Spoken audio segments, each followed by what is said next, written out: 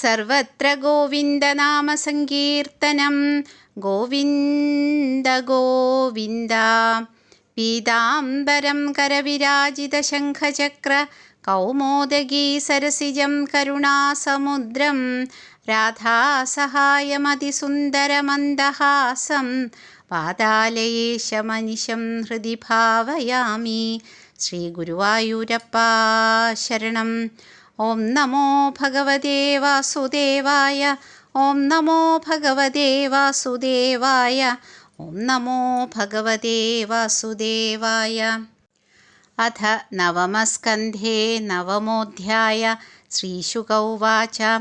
അംശുമാംശ്ച തപസ്തേപേ ഗംഗാനയനകാമ്യയാ കാലം മഹാന്തം നാശക്നോത് തതഃ കാലേന സംസ്ഥിത ദിലീപസ്തത്സുതത്വദശക്തഃ കാലമേയിവാൻ ഭഗീരഥസ്തസ്യ പുത്രസ്തേപേ സസുമഹത്തപ ദർശയാമാസ തം ദേവി പ്രസന്നാ വരദാസ്മിതേ ഇത്യുക്തസ്വമഭിപ്രായം ശശംസാവനതോ നൃപ കോപി ധാരയിതാ വേഗം പതന്ത്യാ മേ മഹീതലേ അന്യഥാ ഭൂതലം ഭിദ്വാ നൃപയാസ്യേ രസാതലം കിം ചാഹം ന ഭുവം യാസ്യേ നരാമയ്യാമൃജന്ത്യഖം മൃജാമി തഥകം കുത്ര രാജംസ്തത്ര വിചിന്യതാം.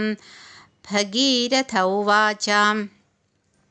സാധവോ ന്യാസിനഃ ശാന്താ ബ്രഹ്മിഷ്ഠാ ലോകപാവനാ ഹരന്ത്യഖം തേംഗസംഗാത് തേഷ്വാസ്തേ ഹ്യഖഭിദ്ധരി ധാരയിഷ്യതി തേ വേഗം രുദ്രസ്ത്വാത്മാ ശരീരിണാം യസ്മിന്നോദമിദം പ്രോതം വിശ്വം ഷാഢീവ തന്തുഷു ഇത്യുക്ത്വാ സ നൃപോ ദേവം തപസാ തോഷയശ്ചിവം കാലേനാൽപീയസാ രാജം തസ്യേഷ സമതുഷ്യത തഥേതി രാജ്ഞാഭിഹിതം സർവലോകഹിതഃ ശിവ തഥാരാവഹിതോ ഗംഗാം പാദപൂതജലാം ഹരേ.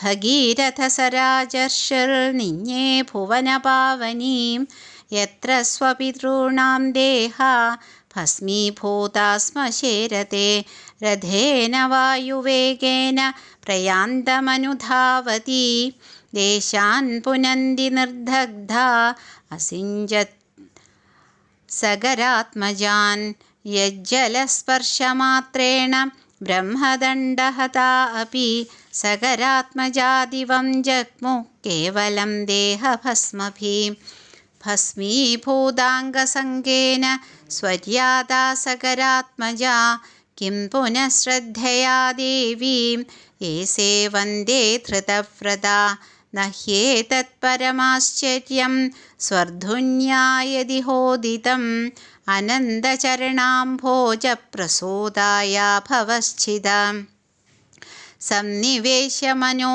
യസ്മിൻ ശ്രദ്ധയാ മുനയോ മലാ ത്രൈഗുണ്യം ദുസ്ത്യജം ഹിത്വാ സദ്യോ യാതാസ്തദാത്മതാം ശ്രുതോ ഭഗീരഥാ ജജ്ഞേ തസ്യ നാഭോപരോഭവത് സിന്ധുദ്വീപസ്തതസ്തസ്മാത് അയുധായുധസ്തതോഭവത് ഋതുപർണോ നളസഖോ യോശ്വവിദ്യാമയാന്നളാത് ദദ്വാക്ഷഹൃദയം ചാസ്മൈ സർവകാമസ്തു തത്സുത തതഃസുതാസ്തത്പുത്രോ മദയന്തീപതിർനൃപ ആഹുർമിത്രസഹം യം വൈ കൽമാഷാഘ്രിമുദഃ ക്വചിത് വസിഷ്ഠശാപാത് രക്ഷോഭൂതനപത്യസ്വകർമ്മണാ രാജോവാച കിം നിമിത്തോ ഗുരോ ശാപ സൗദാസസ്യ മഹാത്മനാ ഏതദ്വേദിതുമിച്ഛാമ കഥ്യതാം നരഹോ യതി. ശ്രീശുക ഉവാച.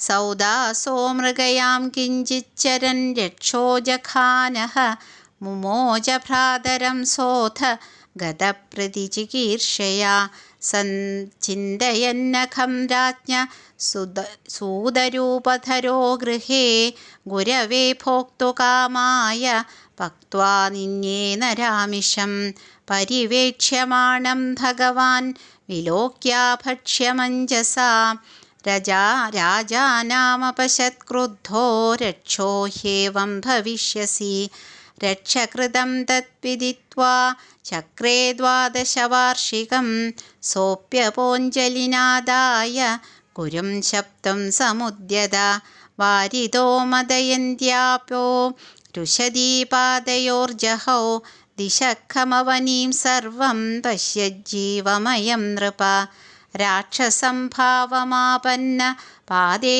കൽമാഷതാം ഗത വ്യവായ കാലേ ദദൃശേ വനൗകോ ദമ്പതിദ്വിജൗ क्षुधार्तो जगृहे विप्रं तत्पत्न्याः कृतार्थवन् न भवान् राक्षसः साक्षानिक्ष्वाकूणां महारथ मदयन्त्यापतिर्वीर नाधर्मं कर्तुमर्हसि देहि मे पत्यकामाय अकृतार्थं पतिं द्विजं देहोऽयं मानुषो राजन् पुरुषस्याखिलार्थद तस्मादस्य वधो वीर सर्वार्थवध उच्यते एष हि ब्राह्मणो विद्वां स्तपःशीलगुणान्वित आरिराधयिषुर्ब्रह्म महापुरुषसञ्चितं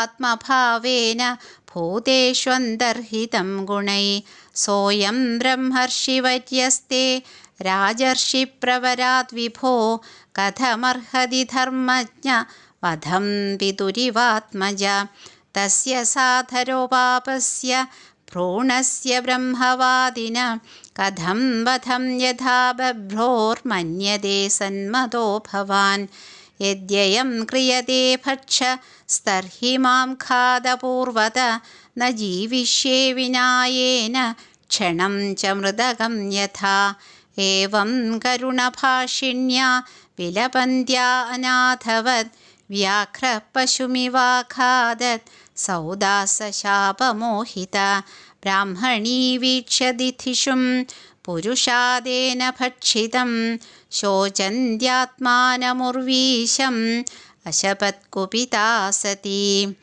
यस्मान्ने भक्षितः पाप कामार्तायापतिस्त्वया तवापि मृत्युराधानादकृतप्रज्ञदर्शित एवं मित्रसहं शप्त्वा पतिलोकपरायणा ततस्थीनि समिद्धेऽग्नौ प्रास्यभर्तुर्गतिं गता विशापो द्वादशाब्दाब्धे मैथुनाय समुद्यत विज्ञाय ब्राह्मणी शापं महिष्या स निवारित तद ऊर्ध्वं स तत्याज स्त्रीसुखं कर्मणा प्रजा वसिष्ठस्तदनुज्ञातो मदयन्त्यां प्रजामथात् सा वै सप्तसमागर्भमभृन्नव्यजायत जज्ञेष्मनोदरं तस्या सोष्मकस्तेन कथ्यते अश्मकान्मूलको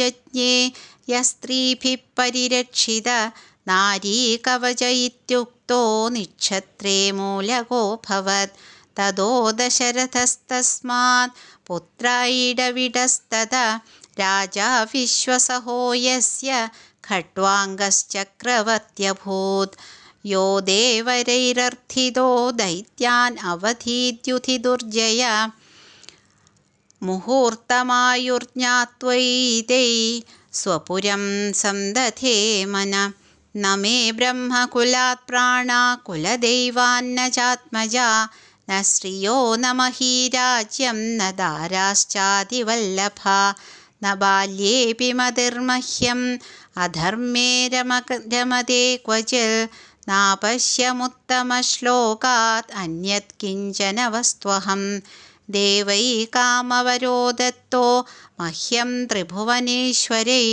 न वृणेतमहं कामं भूतभावना ये विक्षिप्तदेन्द्रियधियो देवास्ते स्वहृदि स्थितं न विन्दन्ति प्रियं शश्वत् आत्मानं किमुदा परे അധേശമായാരചിതേഷു സംഗം ഗുണേഷു ഗന്ധർവപുരോപമേഷു രൂഢം പ്രകൃത്യാത്മനി വിശ്വകർത്തുർഭാവേന ഹിത്വാതമഹം പ്രപദ്യേ ഇതി വ്യവസിതോ ബുദ്ധ്യാ നാരായണഗൃഹീതയാ ഹിത്വാന്യഭാവമജ്ഞാനം തതസ്വം ഭാവമാശ്രിത യത്തദ്ബ്രഹ്മ പരം സൂക്ഷ്മം ന ശൂന്യം ശൂന്യകൽപ്പിതം ഭഗവാൻ വാസുദേവേതിയം ഗൃണന്തി ഹി സാത്വതാം.